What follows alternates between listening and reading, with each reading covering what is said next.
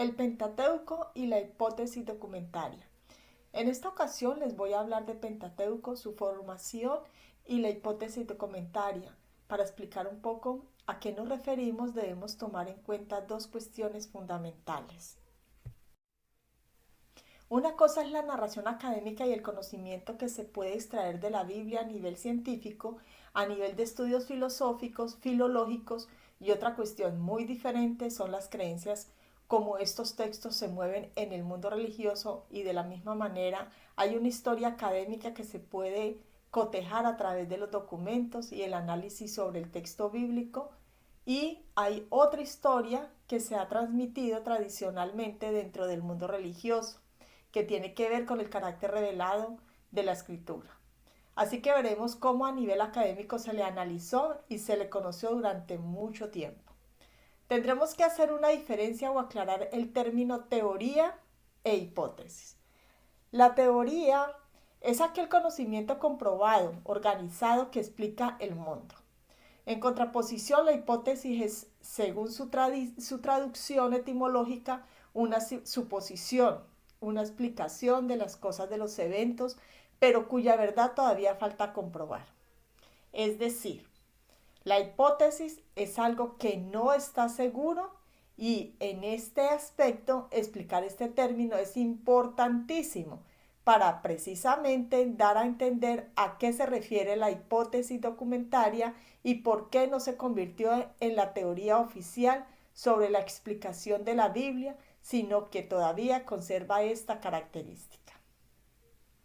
Tenemos que tener en cuenta que la Biblia es un texto muy viejo, que en verdad no nos quedan vestigios escritos más allá del siglo II antes de Cristo, lo cual no significa que la Biblia haya sido escrita en el siglo II antes de Cristo, simplemente que los ejemplares más antiguos con los que disponemos datan de aquella época.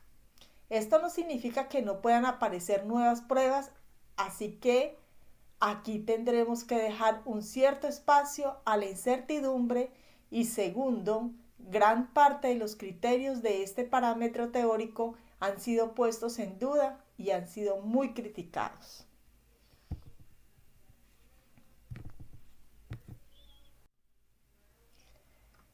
La hipótesis documentaria ha sido un tema muy importante y de mucha investigación en el área académica. La pregunta es, ¿quién escribió el Pentateuco? Para muchos es una pregunta muy obvia y responderían, fue Moisés. Pues resulta que para los académicos no es una pregunta obvia, y hoy trataré de explicar por qué los académicos piensan de forma diferente. Recordemos que Pentateuco son los 5 primeros libros de la Biblia. Lo que para los judíos es la Torá, estos libros son Génesis, Éxodo, Levítico, Números y Deuteronomio.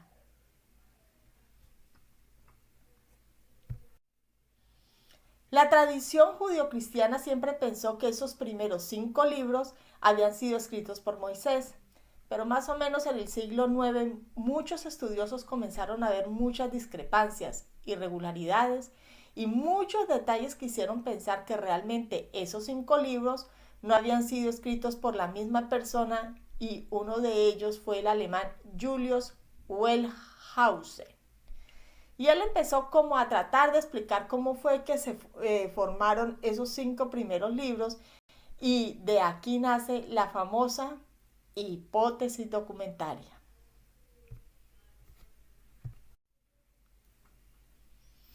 Ustedes se preguntarán, ¿pero por qué? Ustedes se preguntarán, ¿pero por qué al abrir la Biblia encontramos en cada uno de estos primeros 5 libros que ellos aparecen como primer libro de Moisés, segundo libro de Moisés, tercer libro de Moisés y así sucesivamente? Eso fue añadido por los masoretas siglos después. Para quienes no lo saben, los masoretas eran unos escribas judíos que pertenecían a unas escuelas rabínicas que se dedicaban a actuar como copistas de los textos bíblicos durante los siglos 6 a 10 de nuestra era. Este nombre proviene del hebreo mesora, que significa tradición. Estos rabinos eran extraordinariamente cuidadosos en las transcripciones de los textos bíblicos, de modo que hacían anotaciones al margen de sus copias en las que aclaraban el sentido de ciertas palabras y hacían observaciones sobre los posibles cambios que hubieran sufrido las mismas en copias anteriores del texto bíblico en las que se estaban basando.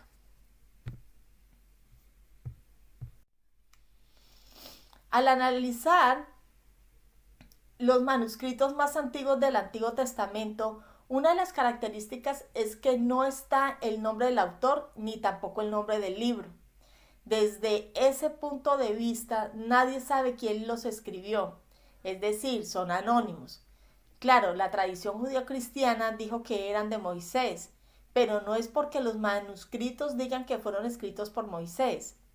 Entonces, por esto, Wellhausen empezó a mirar una alternativa de cómo explicar la teoría de estos libros. Wellhausen, quien fue quien hizo la hipótesis documentaria, nació en Hamlet, es un alemán, nació el 17 de mayo de 1844 y murió en Gotinga el 17 de enero de 1918. Fue un teólogo protestante alemán, experto en culturas orientales, perteneció a la Escuela de la Historia de las Religiones y contribuyó al movimiento de la antigua búsqueda del Jesús histórico. Dio forma a la hipótesis documentaria que identifica y data 4 fuentes en el Pentateuco o Torá. Una de las discrepancias que tanto Wellhausen como otros académicos encuentran es en el nombre de Dios, pero para nosotros no es muy evidente esta discrepancia. Solo cuando se mira el texto en hebreo es cuando se evidencia realmente lo que Wellhausen y los académicos posteriores a él empezaron a notar de que había una inconsistencia. ¿Qué significa eso? Hay muchos nombres para Dios en los 5 primeros libros. Entonces Wellhausen se preguntó, bueno, si esto lo escribió la misma persona, debió haber utilizado la misma palabra para el nombre de Dios y ese no fue el caso.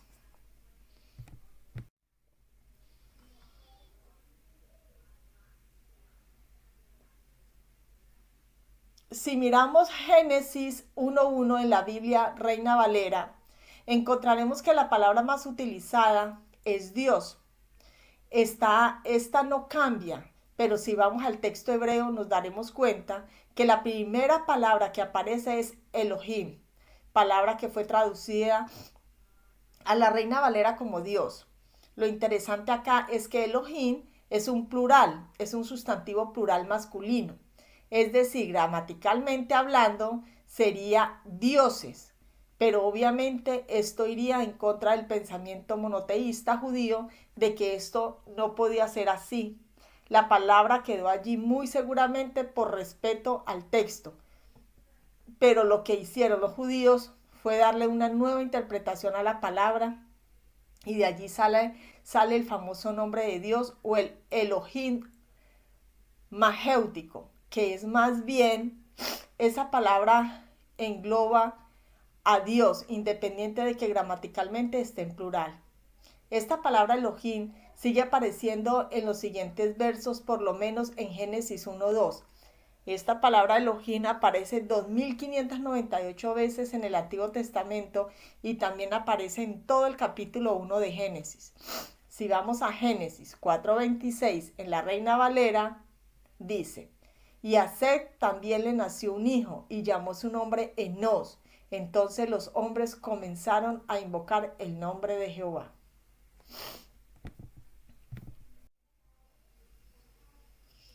En este texto aparece la palabra de Jehová. En el texto hebreo Jehová son 4 letras griegas, YHWH, que se le dice tetragrama, pues son 4 letras que son consonantes y no se sabe cómo se pronuncian, pues necesitamos las vocales para poder pronunciar la palabra.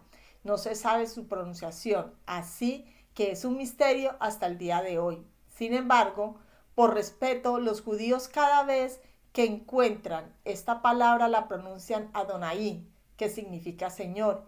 Y pues le colocaron las vocales, pero realmente no se sabe originalmente cómo se pronunciaba esta palabra. Wellhausen decía por qué el autor no utilizó, hablando de Génesis 4:26, el tetragrama YHWH desde Génesis 1:1. Wellhausen dice, al igual que los académicos posteriores a él, si la misma persona que escribió Génesis 1 es la que escribió Génesis 4, ¿por qué no hizo directamente el tetragramatón? Sabiendo que ya había sido revelado el nombre, ¿por qué hay esa inconsistencia? Este tetragrama fue utilizado 6.220 veces en el Antiguo Testamento y también aparece en todo Génesis 2, haciendo su primera aparición en Génesis 2:4 junto con la palabra Elohim. En la Reina Valera aparece. Estos son los orígenes de los cielos y de la tierra cuando fueron creados el día que Jehová Dios hizo la tierra y los cielos. La pregunta que se hacían tanto Wellhausen como sus sucesores es por qué en Génesis 1:1 no aparece y Elohim Adonai creó los cielos y la tierra. Es decir, ¿por qué no aparece esa combinación siempre?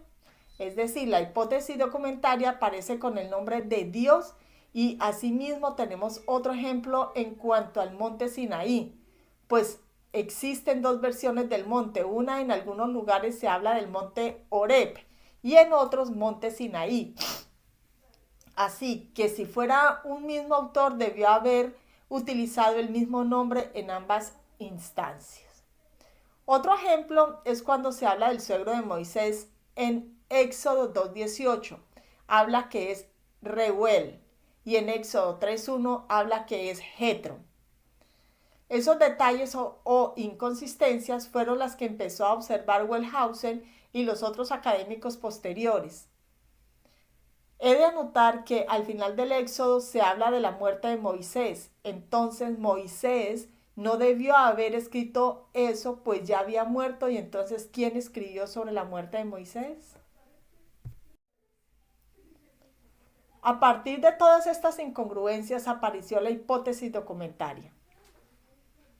Para resumirla, pues es muy compleja y dice que hay que estudiar las fuentes desde donde se escribió esta Torá o este Pentateuco. Los académicos comenzaron a identificar los lugares de esos primeros 5 libros donde se hacía mención al tetragrama y a las características asociadas al tetragrama, las cuales son que cada vez que se mencionaba este tetragrama, la característica principal es que era un dios antropomorfo, es decir, con características humanas, es decir, que se enojaba o que visitaba a alguien. En cambio, Elohim estaba más relacionado con otro tipo de características, por ejemplo, que un sueño o una revelación.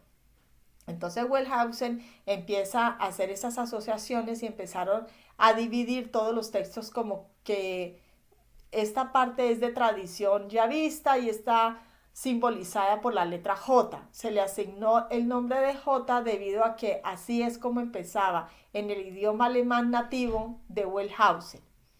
Esta fuente provendría del reino del sur, concretamente al sudeste de Judá, y se localizaría alrededor del año 950 a.C. Sería el más antiguo en los reinados de David y Salomón. Además, estos documentos tienen una base que es la tradición oral.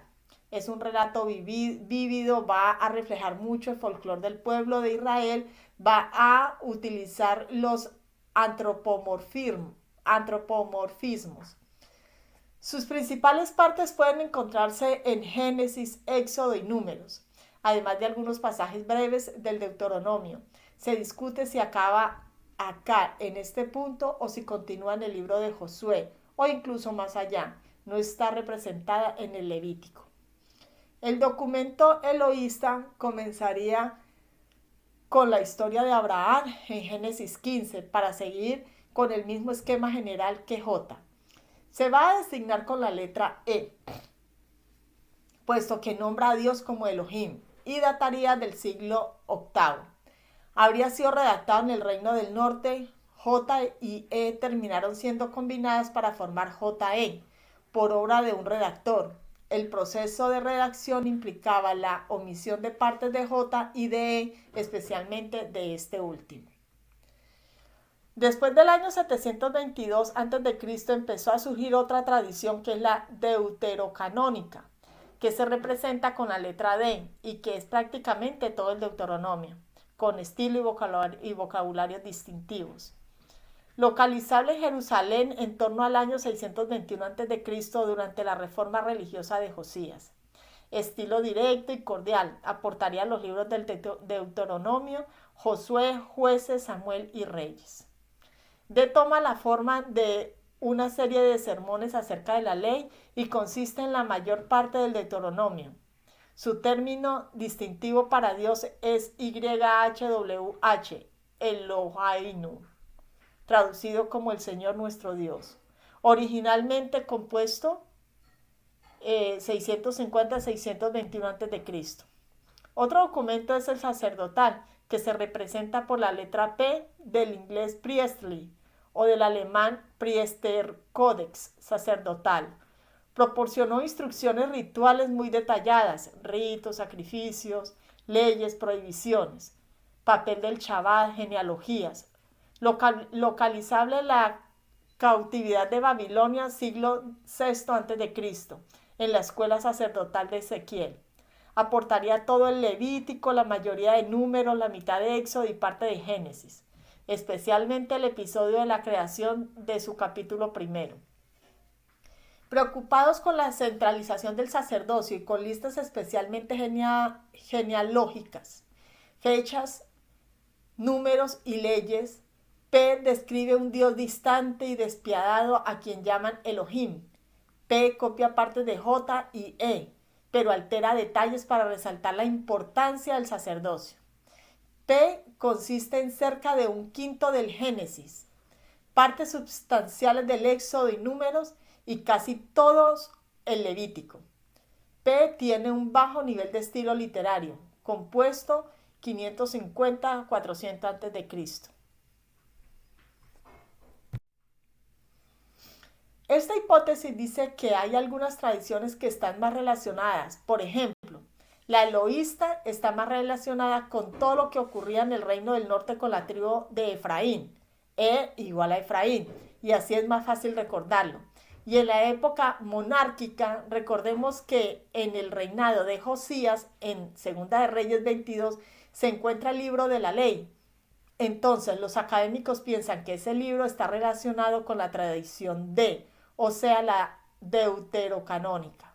Es decir, que lo que se descubrió durante el reinado de Josías fue un texto de esta tradición y que prácticamente después del exilio en la época del Segundo Templo, después del cautiverio, lo que hicieron los escribas de esa época fue prácticamente tomar esas fuentes que existían, ya sea que haya una fuente de por separado, la tradición yavista, eloísta y sacerdotal, de allí unieron todo y de ahí surgió lo que hoy llamamos la Torá o el Pentateuco. Como sea, el enfrentamiento entre los eruditos lo único que ha dejado en claro es que el Pentateuco no tiene un único autor y que ha sido construido a lo largo de los siglos, por lo que si acaso existió un texto de un único autor del Pentateuco, esto fue alterado con adiciones, supresiones y modificaciones con el paso del tiempo.